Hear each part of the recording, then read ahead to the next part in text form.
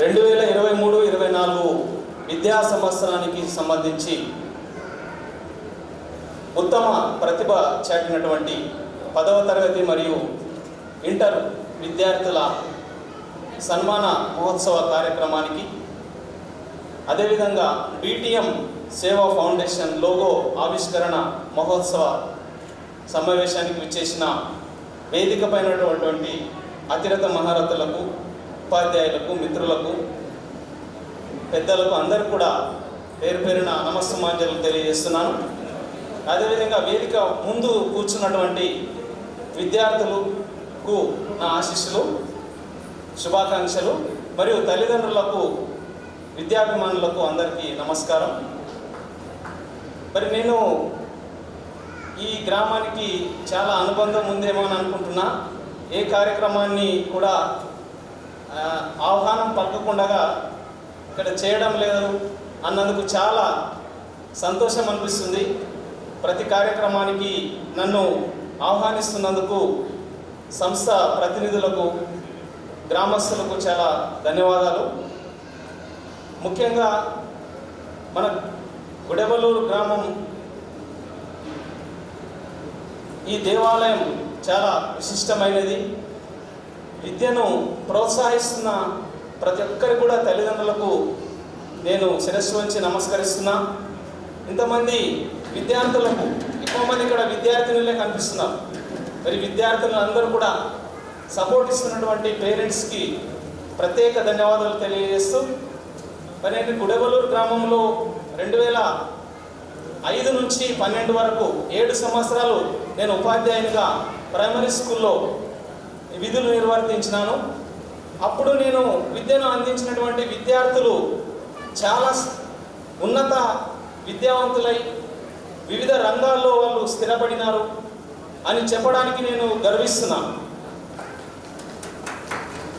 ఎందుకంటే ఉపాధ్యాయ వృత్తి అనేది కేవలం జీతం కోసం పనిచేసే వృత్తి మాత్రమే కాదు, జీవితాలను మార్చే వృత్తి.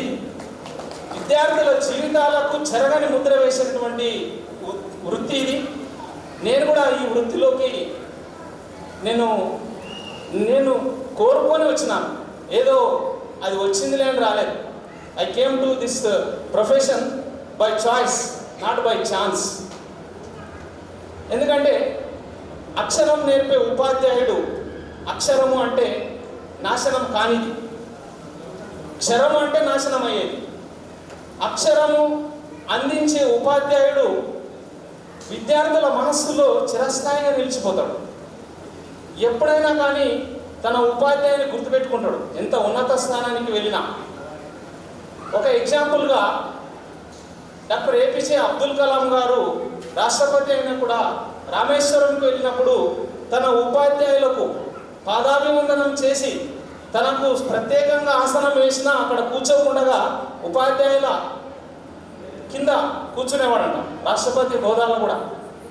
అంటే అంత నోబుల్ ప్రొఫెషన్ ఉపాధ్యాయ వృత్తి. మరి ఇటువంటి ఉపాధ్యాయ వృత్తికి ఇక్కడ చాలా విలువ ఇస్తున్నారు.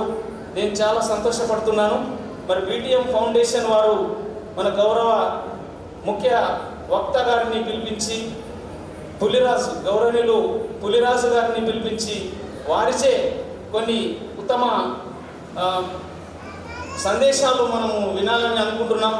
మరి ఇంకా పెద్దలు మాట్లాడే వాళ్ళు ఉన్నారు కనుక నాకు ఈ అవకాశం ఇచ్చినటువంటి ప్రతి ఒక్కరికి పేరు పేరిన ధన్యవాదాలు తెలియజేస్తూ, ప్రతిభ చాటిన విద్యార్థులకు కూడా మీకు సన్మానం ఎందుకు చేస్తున్నామంటే మీరు స్ఫూర్తిగా నిలబడాలి, మీరు ఇంకొకరికి ఆదర్శంగా నిలబడాలి.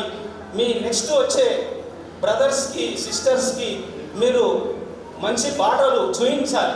మీ అడుగుజాడల్లో వాళ్ళు కూడా వస్తారు కాబట్టి మీరు మంచి మార్గంలో నడుస్తూ తల్లిదండ్రులకు నమ్మకం కలిగిస్తూ, ఎందుకంటే తల్లిదండ్రులు మిమ్మల్ని డ్రాప్ చేసే అవకాశము ఎప్పుడు వస్తుందంటే మీరు ఏమైనా తప్పటడుగులు వేసినప్పుడే. మీరు కరెక్ట్ మార్గంలో వెళ్తున్నట్టయితే ఖచ్చితంగా వాళ్ళు సపోర్ట్ చేస్తారు. కాబట్టి మీరు కూడా మంచి ఆదర్శంగా మీరు పై చదువులకు వెళ్ళి మంచి మార్గంలో ఉంటూ, మార్గదర్శకులుగా ఉంటూ, ఆదర్శంగా ఉంటూ మీరు కొనసాగించాలని, మీ విద్యా పరంపరను కొనసాగించాలని కోరుకుంటూ స్టూడెంట్స్ అందరికీ కూడా మరొకసారి కంగ్రాచులేషన్స్ చెప్తూ ముగించుకుంటున్నాను. Thank you.